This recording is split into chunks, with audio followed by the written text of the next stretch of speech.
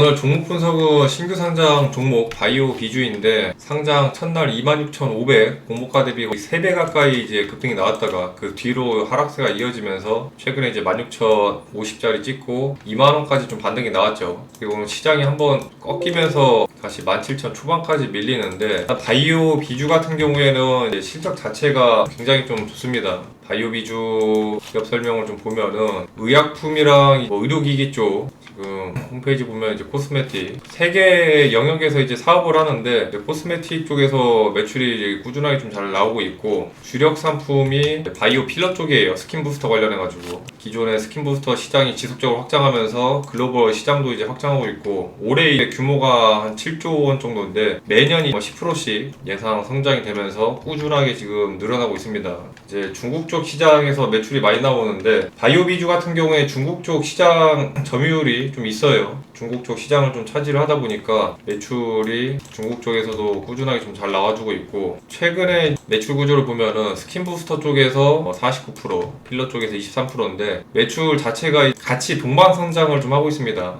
동방 성장을 하면서 지금 보면은 21년도부터 해서 꾸준하게 매출액이 계속 늘어나고 있거든요. 스킨 부스터 쪽에서 매출액이 이제 74억, 재작년 23년도 49억에서 24년도 74억, 필러 쪽 같은 경우에도 지금 23억 꾸준하게 늘어나요. 비율 자체는 OEM 쪽이 좀 늘어나고 비율은 지금 OEM 늘어나고 23년도 대비 12%에서 7.9%로 줄었지만 매출액이 준 게 아니라 매출액은 늘면서 비율이 준 거라 전체적인 규모가 같이 성장하면서 아주 재무적으로는 탄탄한 기반을 이제 갖춰가고 있다라고 보입니다. 기존에 지금 특허 기술도 특허 출원 11개 보유하고 있고 이 스킨 부스터라든지 미용 쪽 최근에 이제 경쟁업체들이 좀 많이 나오다 보니까 이쪽 시장이 매출이 잘 나와가지고 이제 경쟁업체들이 좀 많거든요. 왜냐면은 시장 진입 자체가 이제 진입 장벽이 높은 게 아니어가지고 좀 쉽게 진입이 하다 보니까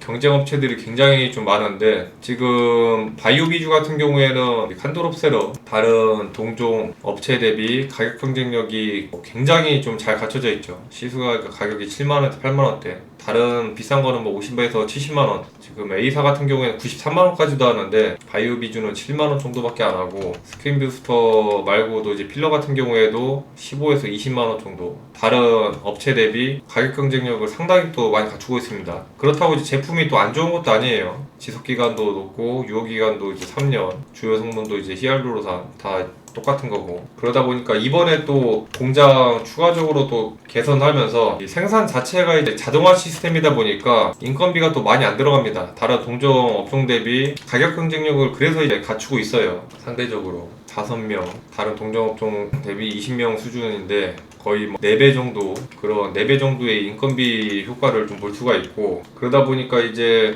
최근 이 가성비 제품들이 인기가 많은데 바이오 비주가 그걸 비집고 들어가서 시장 점유율을 한 자리 꽉 잡고 있습니다.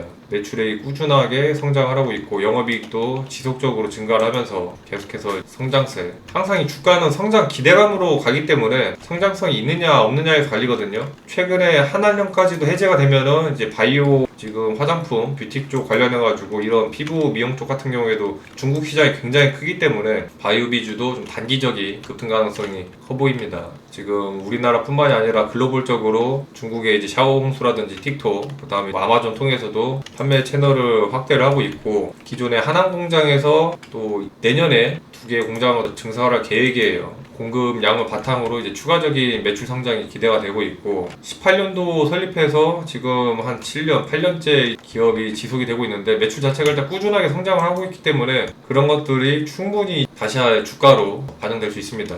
영업이익 자체도 지금 작년 92억, 51억 꾸준하게 2배 가까이 계속해서 성장을 하고 있고 단기순이익도 71억 성장이 아주 바르게 계단식으로 쭉쭉쭉 성장하고 있어서 지금 단기적으로 이제 주가 자체가 흔들 때 좀 차트를 좀 보면은 신규 상장 종목이다 보니까 아직 일봉자리 같은 경우에는 크게 의미가 없어요. 이제 막 차트를 만들어 가고 있는 단계이기 때문에 분봉 차트를 좀 보면은 신규 상장주의 특성상 이제 단기적인 급등 순간 슈팅 나올 때 단타로 이제 따라붙으면서 2만원 돌파 나올 때 따라붙었던 물량들 그런 물량들이 지금 한 15% 정도 마이너스인데 이런 개인 개별 물량들을 어느 정도 털어내면은 지금 17,000 사이 지지를 잡고 추세 반등이 나오면 또 빠르게 또 올라올 수 있기 때문에 바이오 비주 같은 경우에는 지금 실적을 놓고 봤을 때 2만원짜리는 무난하게 계속해서 슈팅이 나올 것 같고요. 좀 더 여유있게 보면은 이제 23,000에서 25,000 최근 트렌드가 또 실적 받침되는 종목들, 실적 성장이 나오는 종목들 위주로 계속 신고가 갱신하면서 올라가는 추세이기 때문에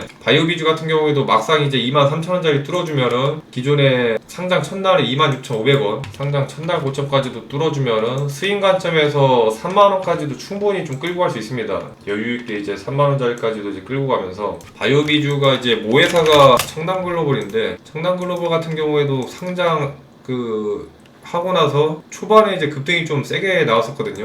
당시 주가를 좀 살펴보면 상장 첫날에 1, 2, 3 치면서 그대로 거의 뭐 3배 가까이 급등이 좀 나오고 이런 중간중간 조정 나오는 구간들이 있지만은 올려줄 때 또 빠르게 또 올려주는 자리들 그러니까 바이오 비주도 초반에 눌리다가 급등 나오면은 강하게 좀 치고 올라가면서 단숨에 좀 끌어올릴 수 있어요. 청담글로벌이 또 작년 10월 달에 그 크리에이시브라고 인수를 하면서 크리에이시브가 그 미국이랑 이제 유럽 쪽에 우리나라로 치면 뭐 쿠팡 같은 거거든요. 커머스 업체인데 뭐 화장품, 식품, 패션 다양하게 온라인, 뭐 오프라인 유통 지원하면서 중국뿐만이 아니라 이제 유럽 쪽, 미국 쪽도 진출을 하고 있고 그런 것들이 이제 매출 증가로 계속해서 이어질 가능성이 큽니다.